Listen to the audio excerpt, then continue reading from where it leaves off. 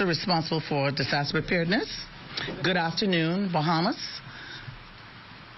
My name is Gail Outenmonker, and welcome to the National Emergency Management Agency, NEMA, here on Gladstone Road, where we will give an update on the tropical storm Nicole.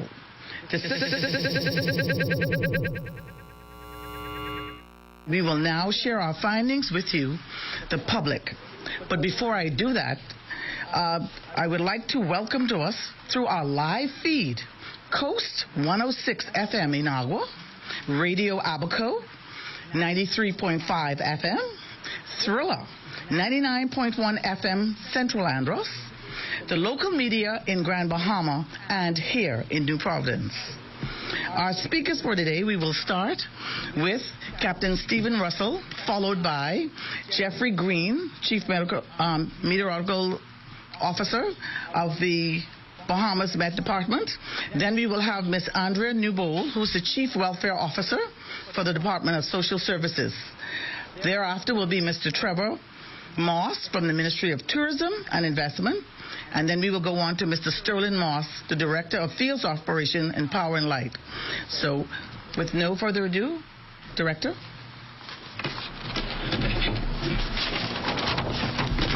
Thank you, Deputy Director Monica. I'm going to stand in protocols as presented. Acting Prime Minister, Minister, ladies and gentlemen, the media, Bahamas, good afternoon. When we spoke to you yesterday, we gave you an overview of the projected path of subtropical cyclone Nicole as it was making an approach towards the islands of the Bahamas. As we speak, and as you'll see later, the storm is now on a path on a course heading west, with winds now up to 60 miles per hour and a speed of roughly 9 miles per hour. So it's definitely on a projected path to impact islands in the northwestern Bahamas, as we discussed earlier during the course of the week. I mentioned to you on this projected path yesterday that we have a number of vulnerable areas that we were concerned about. The Sweens Key, eastern Grand Bahama, west Grand Bahama, the migrant communities in Grand Bahama and Abaco, as well as persons living in RVs and domes in the Abaco and the Grand Bahama areas. Tropical Storm Nicole is now at the warning stage. That means our communities can be impacted within 36 hours. Again, early this morning, as of 9 a.m., we commenced an evacuation exercise in Sweetens Key. We're pleased to say 36 of the 46 residents on Sweetens Key adhered to our warning, and they came by buses and ferries to the mainland in Grand Bahama. Additionally, in Guana Key, some 25 workers who lived in, trailer homes as well on that key, they evacuated those trailers and came ashore on the mainland. I also mentioned that some 100 or more mobile trailers were being occupied by government employees and others in the Marsh Harbor, short Abaco. And from the report I got from the managing director, the executive chairman from the GRA this morning, I think up to 70% of the persons adhered to the warning, and they are now seeking alternative location. And we're pleased with that response at this point in time. But again, nevertheless, we're still urging persons in various areas that they're not comfortable with, whether they're still on the keys or in living accommodations that they're not comfortable with, to please find out where the nearest shelters are and make themselves available to those shelters. Some 27 shelters are available in the 4 islands, Grand Bahama, Abaco, Bimini, and the Berry Islands. So persons who are in need of shelters, they can make their way to those shelters before sunset. Again, the dark hours are upon us within the next 2 hours, and we would not like for persons to be walking about or trying to drive about as the dark hours approach and the storm is approaching those islands. So we ask persons to rush to completion all their preparations at this time. Again, we're getting some reports from the Little Abaco area, the Cooperstown area in particular. Water levels are rising around the clinic in Cooperstown. So again, with the spring tide and the eventual surge that can come from a storm passing that way, the water levels can present a challenge to persons trying to move around at the last minute. So we're urging persons, we're taking this time now through this press conference, again, our Prime Minister and our Minister here, we're going to make a final appeal to persons in those zones that are likely to be impacted to rush to completion, their preparation, and seek safety as best they can. Again, I thank you at this time. Just before Mr. Green comes on, we'd like to ask you to hold your questions until the very end, and then we will entertain the questions at the end. Mr. Green?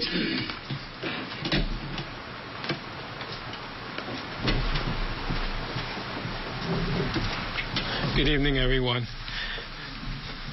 On the latest update on Tropical Storm Nicole, this was at 4 p.m. The center of the storm was located near latitude 27.5 degrees north and longitude 73.7 degrees west. Nicole is moving to the west-southwest at 10 miles an hour. We expect this trend to continue. A more northwest trend would take place on Thursday. Max winds are now 65 miles an hour with higher gusts. Strengthening is occurring on Wednesday and Wednesday night, and it is likely to become a hurricane near or just to the north of Abaco and Grand Bahama. Tropical storm force winds extend outward up to 380 miles east and north of the center. Storm surge is expected to raise water levels to around 4 to 6 feet above normal tides. We have high tides around New Providence to be around 7:38 tonight. For those islands north, they will be approximately an hour or so, plus or minus that. Large spells generated from Nicole will affect the northwest Bahamas, causing life-threatening surf and rip currents to occur across the islands. Rainfall amounts of 3 to 5 inches with localized higher amounts of up to 7 inches will occur across the northwest Bahamas today through Thursday.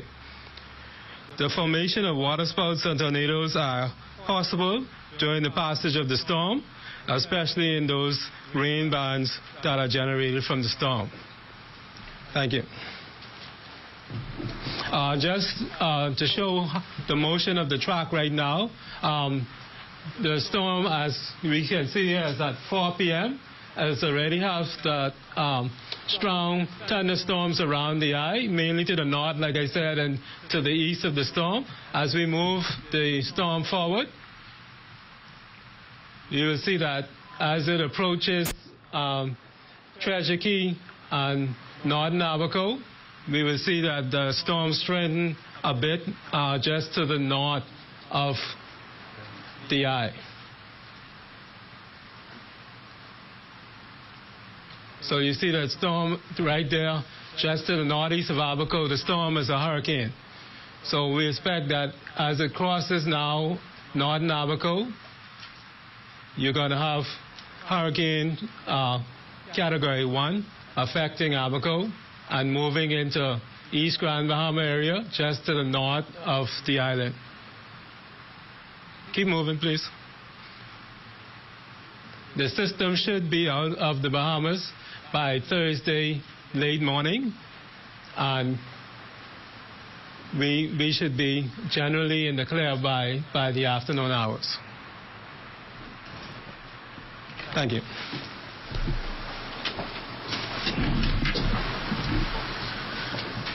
Mr. Trevor Moss from Ministry of Tourism. Then we'll have Ms. Andrea Newbold, who will follow him, and then we'll have Mr. Sterling Moss after that.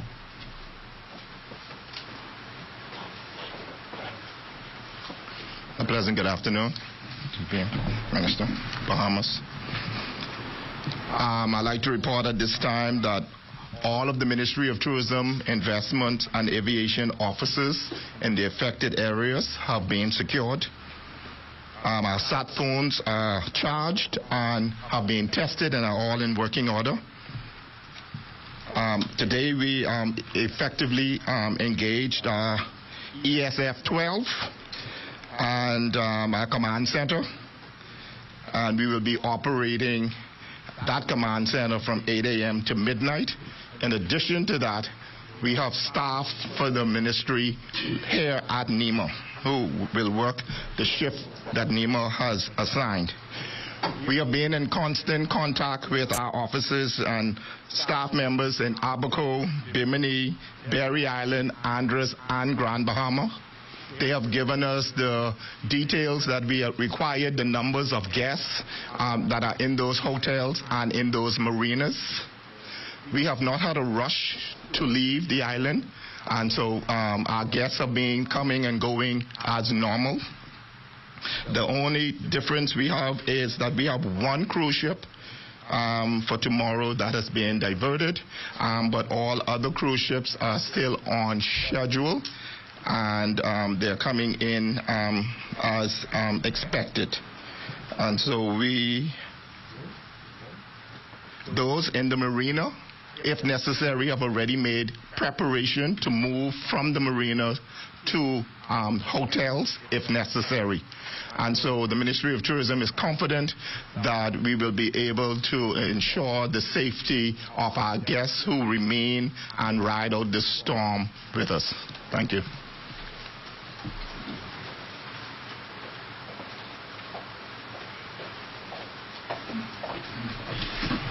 Good afternoon, everybody. Shelter update as of November 8, 4/02 this afternoon. Grand Bahama activated 9 shelters at 9 a.m. this morning. We have, from Sweden Key, we have 1 person arrived at Maurice Moore shelter. Some of the shelter evacuees went to family members. Abaco, 12 shelters were activated this morning.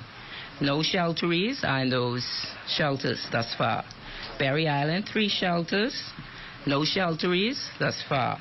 Bimini, 2 shelters activated. No shelteries thus far.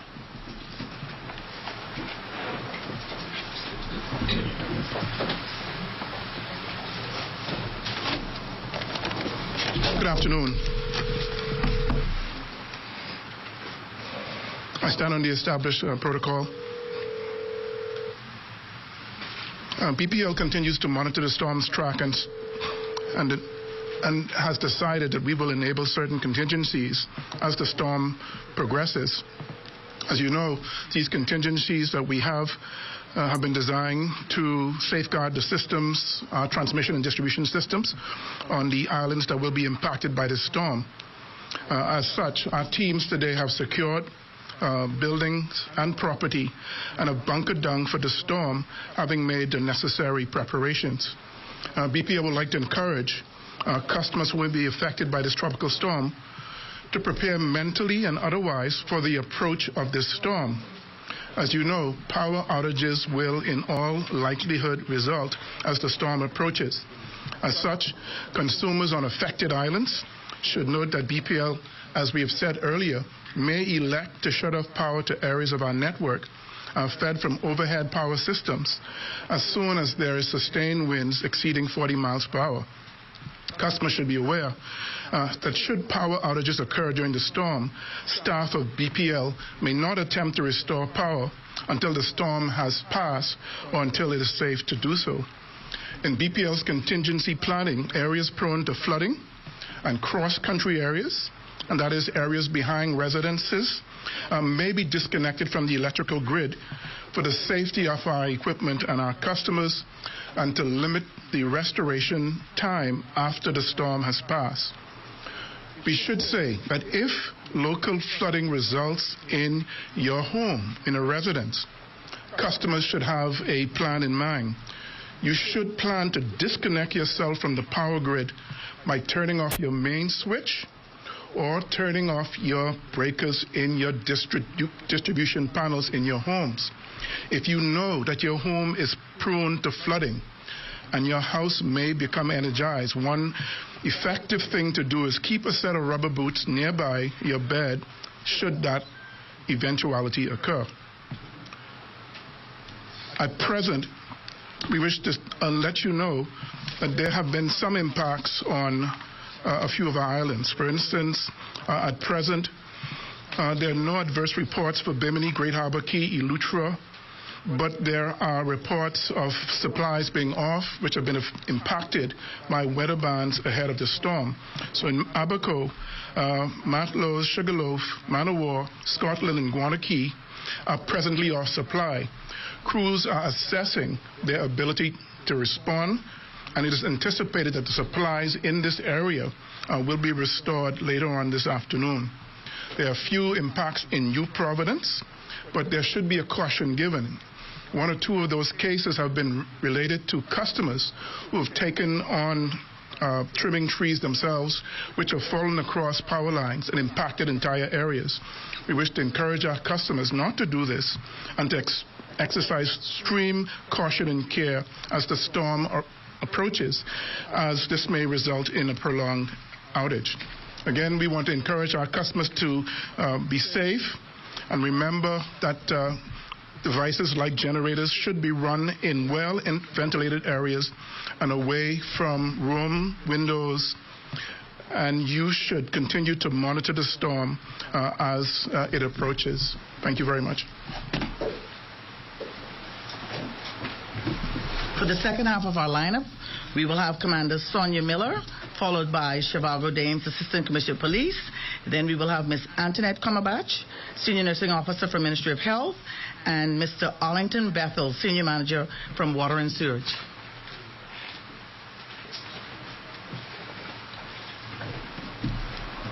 Good afternoon, Bahamas. Good afternoon, Acting Prime Minister, Ministers. The Royal Bahamas Defense Force has teams on the islands of Grand Bahama, Abaco, and Bimini.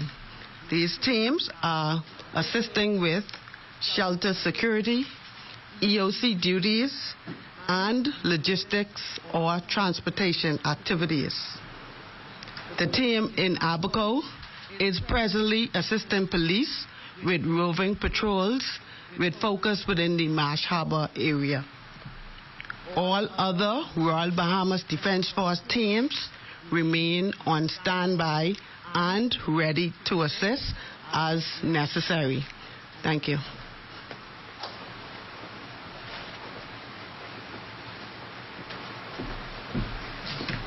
Pleasant good afternoon to all. Acting Prime Minister. After continuous checks, I am pleased once again to report that the Royal Bahamas Police Force is in a state of readiness for the arrival of Tropical Storm Nicole, approach to the northern and central islands of the Bahamas. The two-way radio communications network, inclusive of satellite communication, once again was tested with Family Islands in New Providence, and I can report that they are in a ready state. Both systems are operating at optimal level. Today, our Commissioner of Police, Mr. Clayton Fernanda, held his ComStat meeting and was able to speak with commanders in New Providence and the Family Islands, in particular, those islands in the projected part of the storm. And those islands are Grand Bahama, Abaco, Bimini, Berry Islands, Eleuthera, and Andros. Our officers will be very vigilant on those islands. Looting will not be tolerated. As a matter of fact, no illegal activities will be tolerated.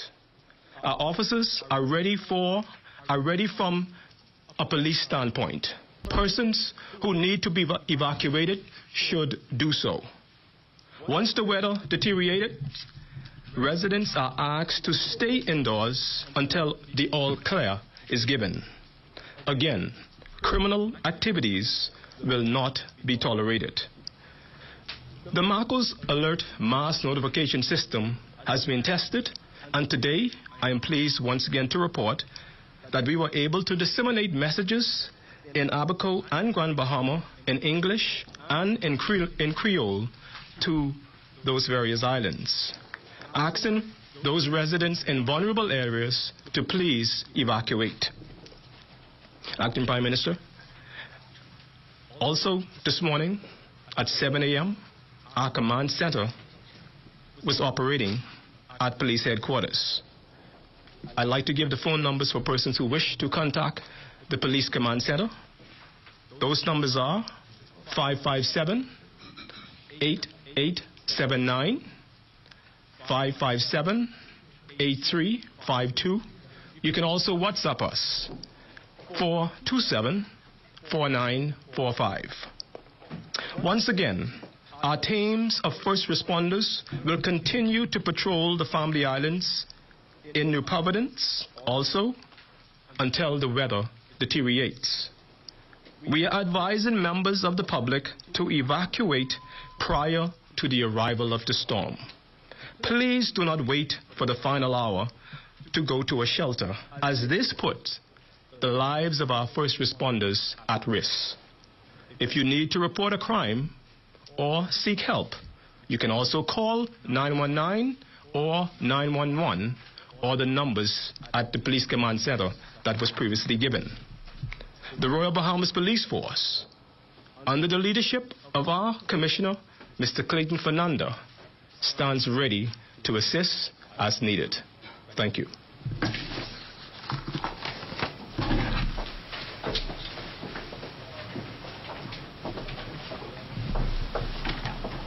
Good afternoon. The Ministry of Health and Wellness continued to remain in a state of readiness. Our initial damage assessment teams, relief teams, as well as our emergency response team are on standby and eager and ready to go once our neighbors in the Family Islands requires our assistance. As it relates to the Family Islands, with the exception of Abacos, all of the various Family Islands are equipped and everything is in place. Cooperstown, there's a challenge in the Cooperstown area. In the Blackwood area, the main road is flooded due to the rise in king tide. Our vulnerable population were encouraged to seek shelter, accommodation at our various shelters. In the case of evacuation, whether it be local or otherwise, we have made preparations as it relates to that. The Foxtown roads are experiencing flooding in Wood Key due to the rising sea. The weather is currently windy and the seas remain rough. They are waiting to have their shelters installed and all the medications have been delivered to the vulnerable population. As it relates to Hopetown Clinic, the weather is windy and the seas are high. There are scattered rain throughout the island. Currently, the electrical supply has been disconnected and will be reconnected once the all clear is given, due to the underground cable that will present a challenge if there is flooding. The clinic is currently on generator and the vaccines and all medications have been secured.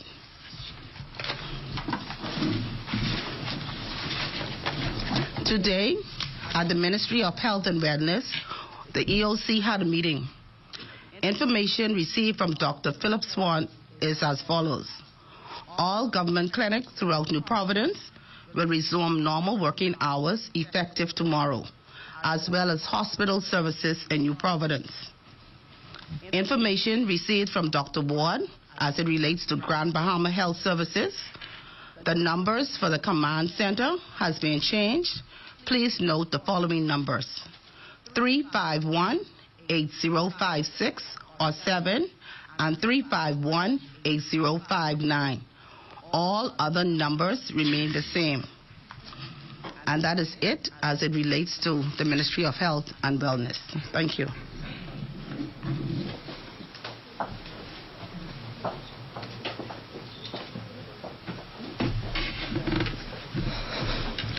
Good evening, Bahamas. The Water and Sewage Corporation is continuing to monitor the progress of Tropical Storm Nicole. The corporation has identified assessment teams, deployment response teams, to be prepared, and they are on standby should the need arise. The corporation expects minimal impact to its water production systems as a result of this storm. Now, our sewer system will be impacted in New Providence, definitely, with the high tide. So we expect some challenges during the peak high tide. The corporation will continue to monitor, and we will continue to be prepared and ready. Now, in New Providence, as of 4 p.m., our Windsor plant has been at 90% storage capacity, and that supplies 25% of New Providence. Our Blue Hills plant, which supplies 75%, is at 80% storage capacity, and we're continuing to build on those. That's it.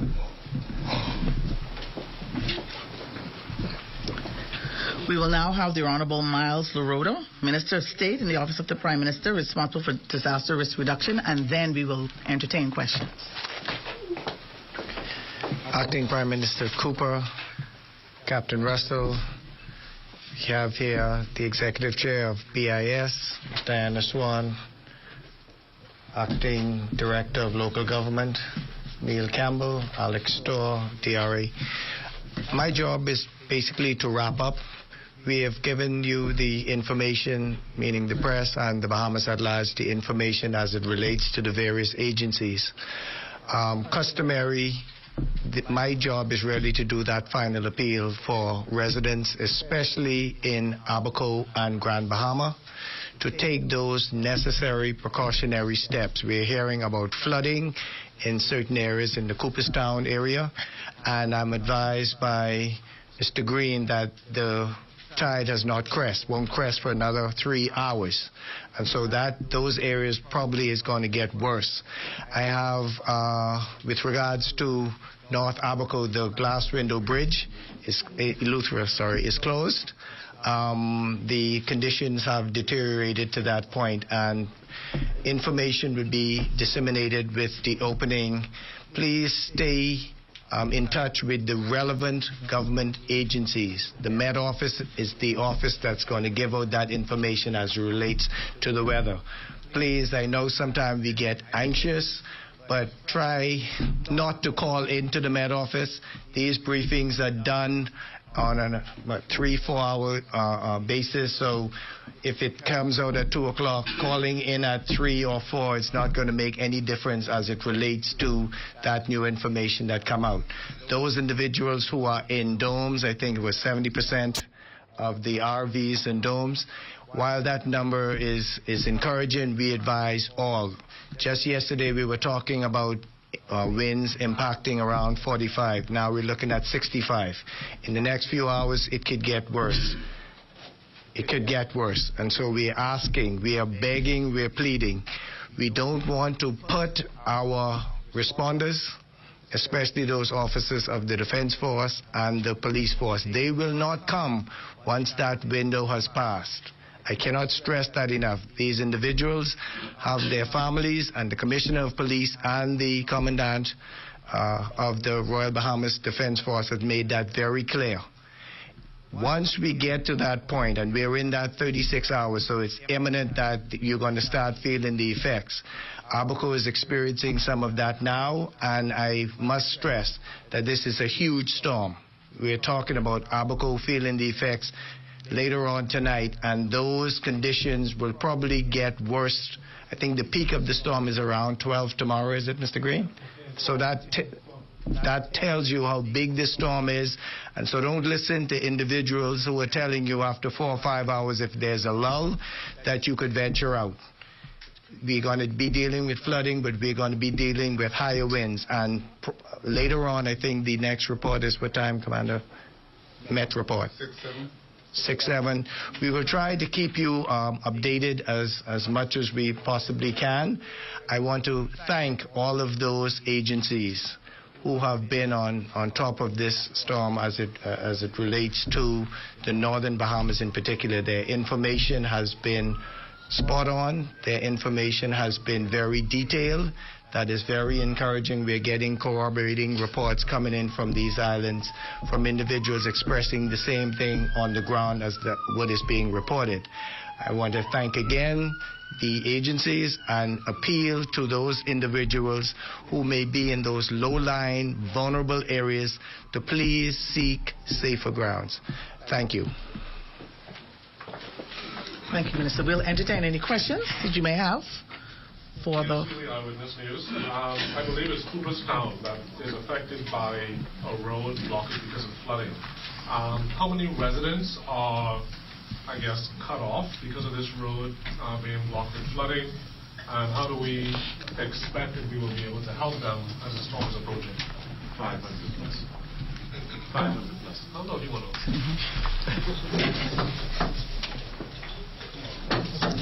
500 plus. 500 residents are cut off because of the road being currently blocked? I mean, in the Little Abaco area. Right.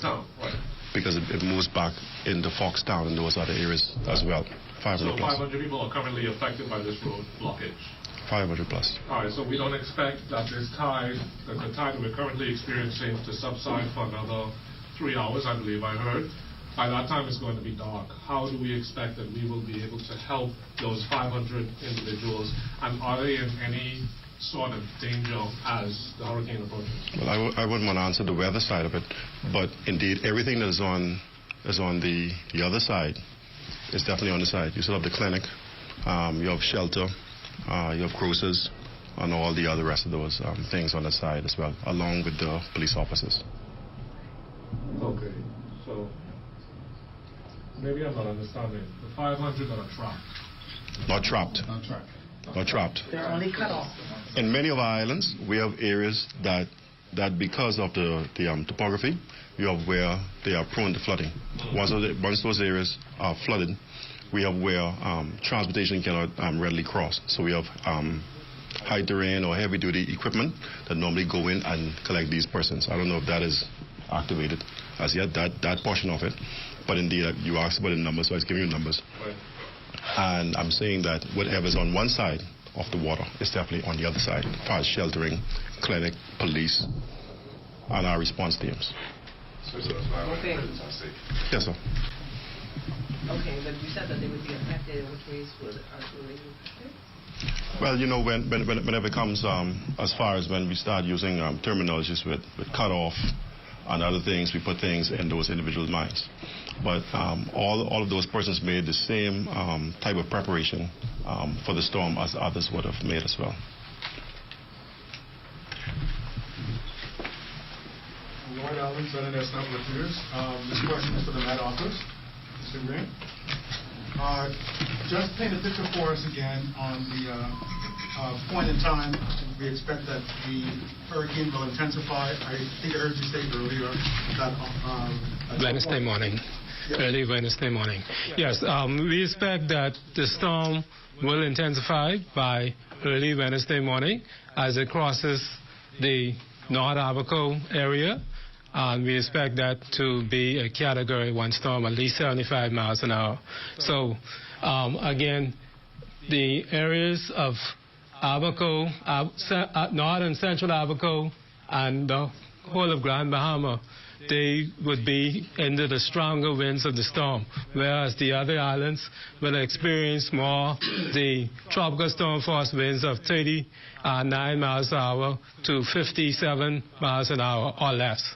All right, so in terms of New Providence, Andros, and parts of Eleuthera will not get tropical storm force winds. They may get gusts to tropical storm force winds. Any other question? Thank you. Well, ladies and gentlemen, that brings us to the end of our press conference. And we thank you, the officials, media, and everybody who was here, and our viewing public for being present at the press conference. Remember that with all the emergency support functions and groupings that we have here and ready to deal with any disaster, natural or man-made, we are ready to serve you. And remember again, the hurricane season starts June 1 and ends November 30th. So, ladies and gentlemen, please take care. Good evening.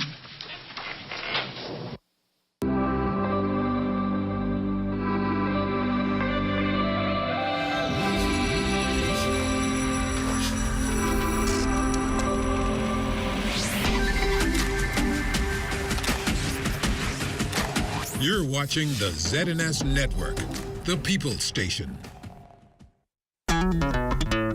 Throughout our lifetime, we must all make decisions. No matter how we choose, the right one just needs to be made. Like having J.S. Johnson Insurance Agents and Brokers as your insurance partner. We've been serving the Bahamas for over 100 years. Whether you need home, motor, marine, or commercial insurance, make the right decision. Call 397-2100 or visit jsjohnson.com. JS Johnson Insurance. Peace of mind. We just got the new fiber internet speed bump. Now my internet so fast I can watch 2 4K movies, play video games, and browse on my computer at the same time. Yeah, my internet so fast I could download a whole season of shows before my noodles run cooking. Mine so fast when I go to church online, service actually over early. Mine so fast when I'm working from home, 5 o'clock, come before 3. Sound like you got this BTC fiber internet speed bump like me. And it's so fast, I had to have it. Current fiber internet bundle customers now have as much as 3 times the speed. Totally free. Link up with BTC. Are you a contractor or new homeowner? Maybe you need a few pieces of lumber for your DIY projects. Welcome to Capital Lumber, the newest building materials company in the Bahamas. Located on Parkgate Road, Nassau, helping you to maximize your savings on lumber, cement, shingles, tools, and much more. Your one-stop shop for all your building essentials. With free delivery to the mail booth, visit us today. Capital Lumber, build strong.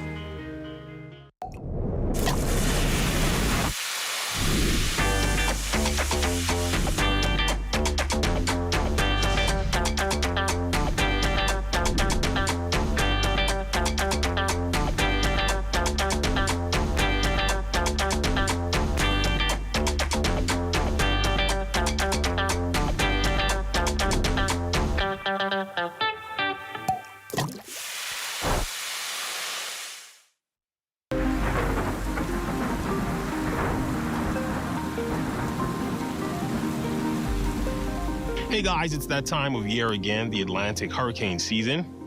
Are you ready? Here's another ZNS hurricane readiness tip to help you prepare. Edward Albury, Vice President with responsibility for claims at J.S. Johnson, helps us understand whether our home's contents are covered by our insurance.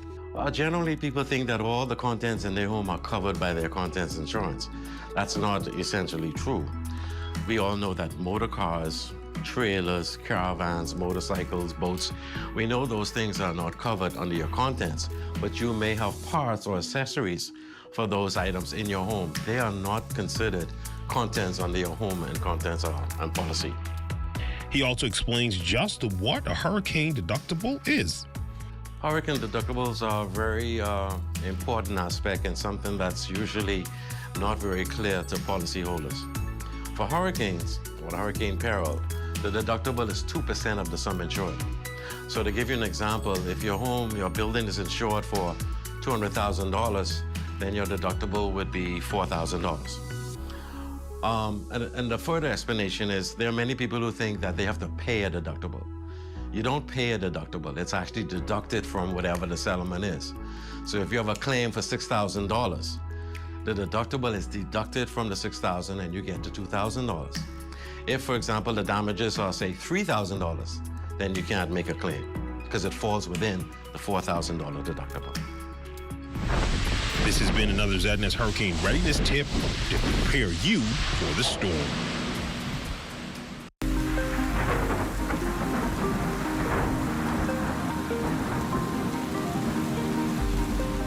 Hey guys, it's that time of year again, the Atlantic hurricane season. Are you ready? Here's another ZNS hurricane readiness tip to help you prepare.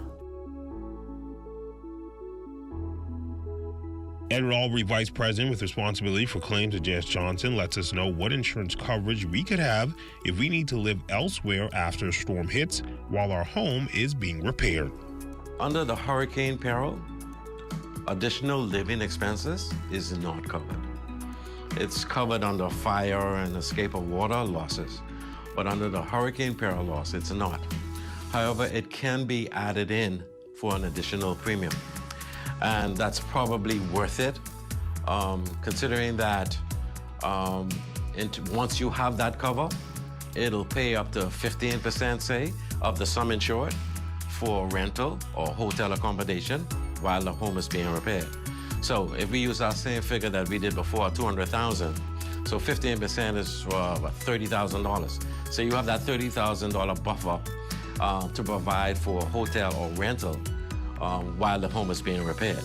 So the contractor will come and say, oh, listen, it'll take 5 to 6 months to repair the home. So you will have that money there ready to pay for those accommodations to cover that period. And does our policy help with debris removal after a storm? Debris removal, clearing the site and making it more inhabitable, that is covered under the policy already.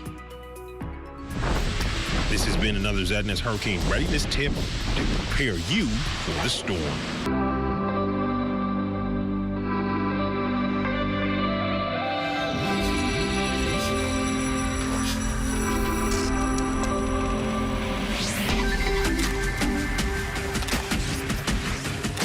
You're watching the ZNS Network, the People's Station.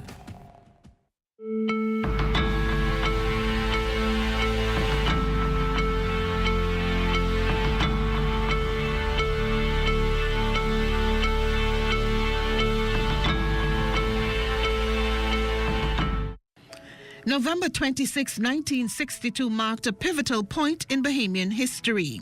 Women 21 years and over voted for the first time. That achievement did not come easy.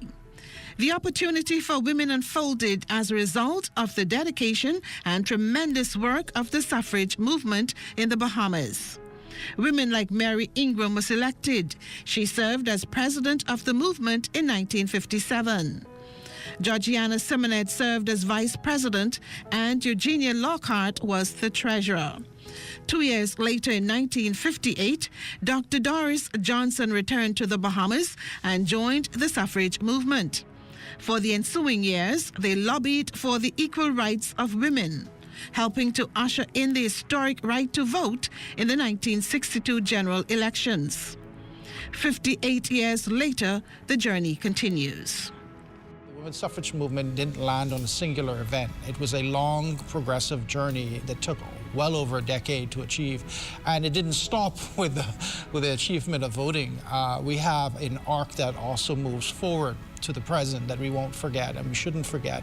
The struggles are still there, the struggles are still real. So while 62 is an important moment, we shouldn't stop there. We should continue to look at the suffrage movement from the past to the present. Associate Professor at the University of the Bahamas, Dr. Christopher Curry says, while progress was made, gender equality in the Bahamas is quite prevalent. We've had a recent gender equality referendum, and although some people didn't like the outcome of the 4 questions that were put to the Bahamian voter public, we do know that that still speaks to the currency, the relevancy, the way in which the issues of equality, whether it is passing on citizenship rights, whether it has to do with progenitor rights and wills and testaments, whether it has to do with basically workplace environment where women still are underpaid, if it's dealing with underrepresentation in our political sphere. We know that right now we currently have only, I think it's 4 female MPs out of 39.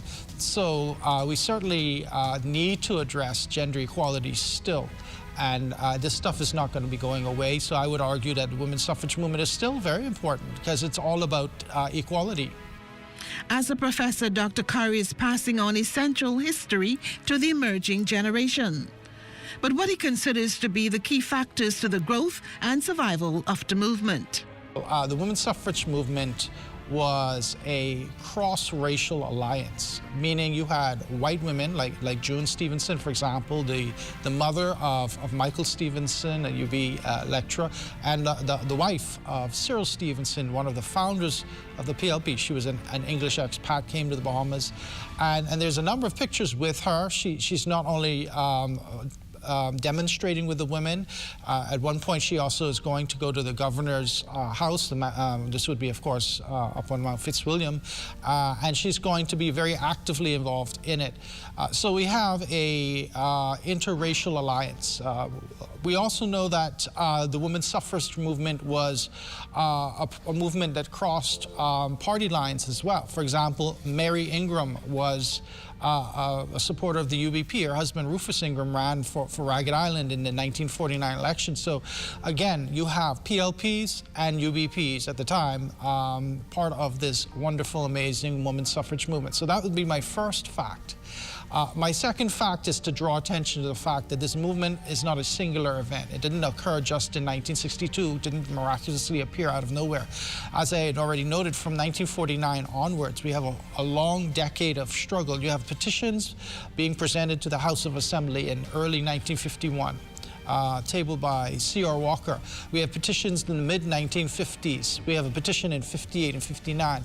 We had Doris Johnson speaking in Maxwell Thompson's Magistrates Court in 1959, which was a prelude for the actual movement towards actually having the franchise extended to women. We have the women, Eugenia Lockhart and Doris Johnson going with Henry Taylor to London, making it an international movement and allowing the colonial office to see exactly what was going on in the Bahamas and really pressuring then the UBP to make these reforms that were necessary. So what I'm saying in the long shot of this is that we have to consider it as a decade-plus struggle for rights. And then the third fact that I would illustrate too is the fact that the movement didn't end in 1962. Obviously, there was still electoral reforms that needed to take place. Remember, the PLP won the popular vote in 1962, but they lost the general election. So that had to do with the manipulations of the boundaries, constituencies. You had 2 and 3 triple seat constituencies.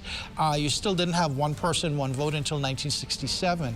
And then, of course, you had the issues that we've been talking about already about gender equality. And so I would highlight as the third fact, and maybe more of a conceptual framework, is that we need to extend the arc of history beyond 62 to the present. The women's suffrage movement is now part of the history curriculum at the University of the Bahamas. 58 years later, it still generates high interest. But basically means that we allocate a substantial part of the course in looking at gender issues, both in the 19th century and then into the 20th century. We spend a bit of time talking about the women's suffrage movement as I've shared today. And we talk about it and try to contextualize and complicate the narrative so that people understand the struggle and also understand how gender is an interesting analytical category for analyzing history. And so I try to do my part in that particular course and in others. We're now revising our courses.